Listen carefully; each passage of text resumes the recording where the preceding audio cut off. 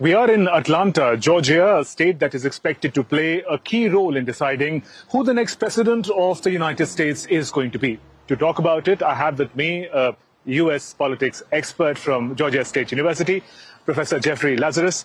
Thank you for joining us. Sir, if you could first help us simplify the political dynamics of Georgia that makes it such a crucial state in these elections.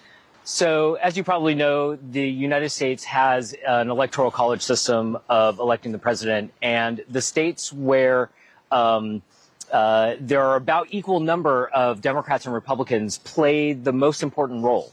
And that's because the candidates actually have a chance of winning those states rather than the lopsided states, which we know in advance are going to go for one candidate or the other. So Georgia is one of those states where there happens to be roughly equal number of Democrats and Republicans. And so we're one of the states that could decide the outcome of the election. Right. And wherever we've gone to register the early voting, we've seen a trend that the numbers have been high as compared to the recent past. Is this record number of early voting politically significant? What do we infer from it?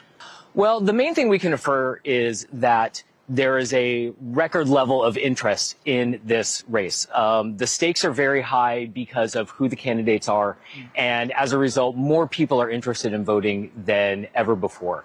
It's really difficult to infer whether this is favorable for one candidate or the other because we just don't know who's voting. There have been little concerns about the level of political discourse that we've witnessed in the recent days, especially these racial slurs, there is political name-calling, also from both sides. Is this just shallow politics, or is this sort of strategic dog whistling to polarize an election which is already so polarized and divided, according to you? Well, I would disagree that the name-calling is equivalent on both sides. The way I see it is Republicans have been calling Democrats names, not just this election, but for the past, as long as Donald Trump has been a force in American politics, 8 years, much more than Democrats have.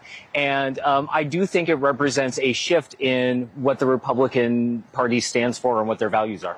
Dr. Lazarus, thank you very much for speaking with DD India. Professor Jeffrey Lazarus talking about the political dynamics and the trends just ahead of the big election day on November 5th, which will decide the next president of the United States. With camera person Jay Shankar, Shubhendu Ghosh for DD India in Atlanta.